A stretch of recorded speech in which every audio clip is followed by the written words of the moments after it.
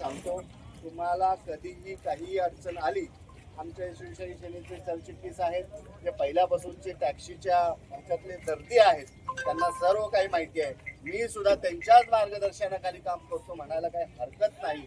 त्यांच्याशी तुम्ही संपर्क साधा. कधीही कुठेही कशाची जरी अडचण आली तुम्ही आमच्या संपर्कात या. आम्ही तुम्हाला निश्चित तिथं काही ना काही आमच्या परीने मदत करण्याचा प्रयत्न करू.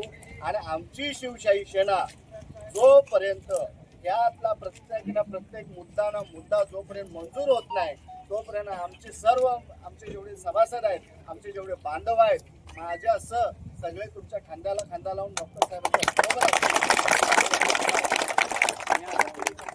आहात.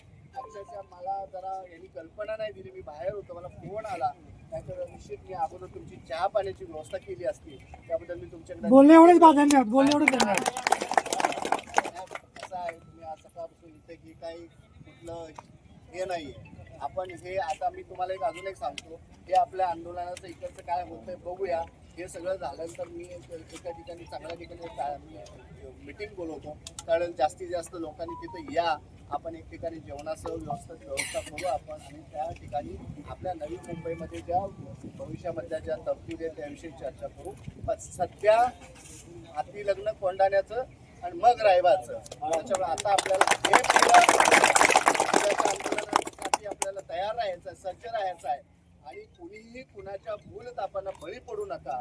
कुणीही कुणाचं कोण काय म्हणतो, कुठे काय झालं, शेवटी बघा काही ना काही थोडं त्रास सहन करावा लागतो.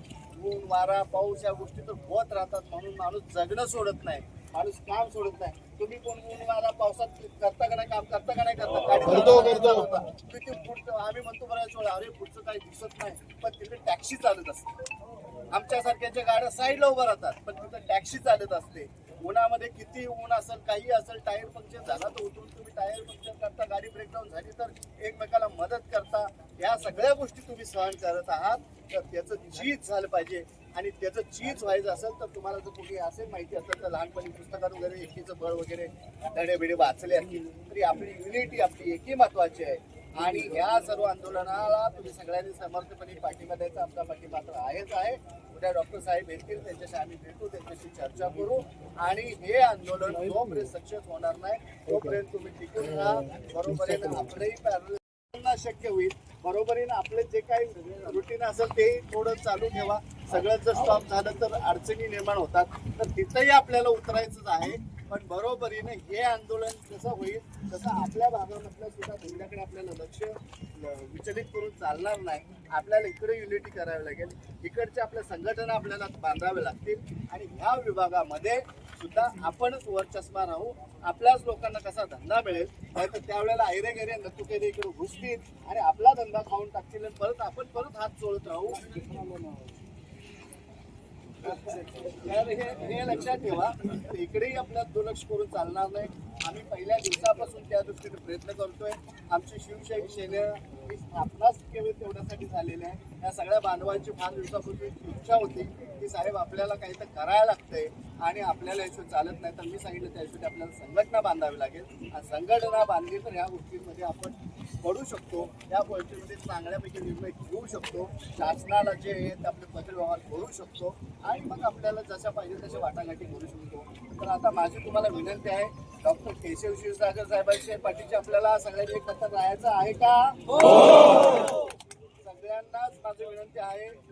भले एखादा जरी समजा कुणाच्या आजारपण असतं, कुणाच्या घरामध्ये काही अडचणी असतात, कुणाच्या आई वडील असतात, कुणाचं मुलाचं मुलीचं काही असतं, तरी एवढी जर समजा ही एमर्जन्सी बाजूला सोडून जास्तीत जास्त वेळ आपल्याला त्या आंदोलनामध्ये जेवढे लोक समाविष्ट व्हाल तेवढ्या पद्धतीने त्यांनाही जोर भेटेल. मीही येणारच आहे तिकडे, मला जसा वेळ मिळेल ती मी येणार आहे. आम्ही तुमच्याबरोबर आहे, तुमच्याबरोबर आहे.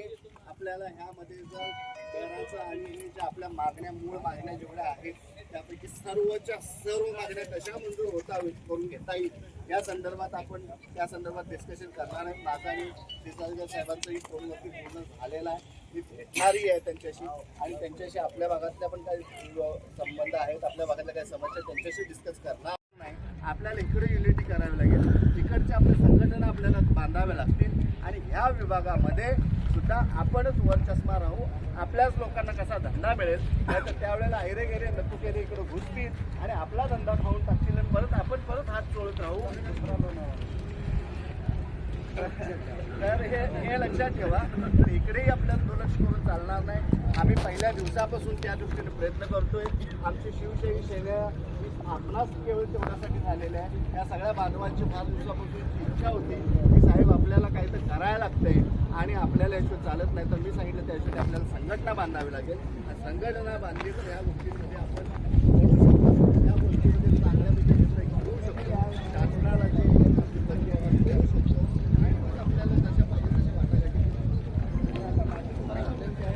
भाई ये नवी मुंबई का है, नवी मुंबई वाले फुल सपोर्ट कर रहे हैं। ड्राइवर भाई लोग हैं, कुछ यूनियन के भाई भी लोग हैं।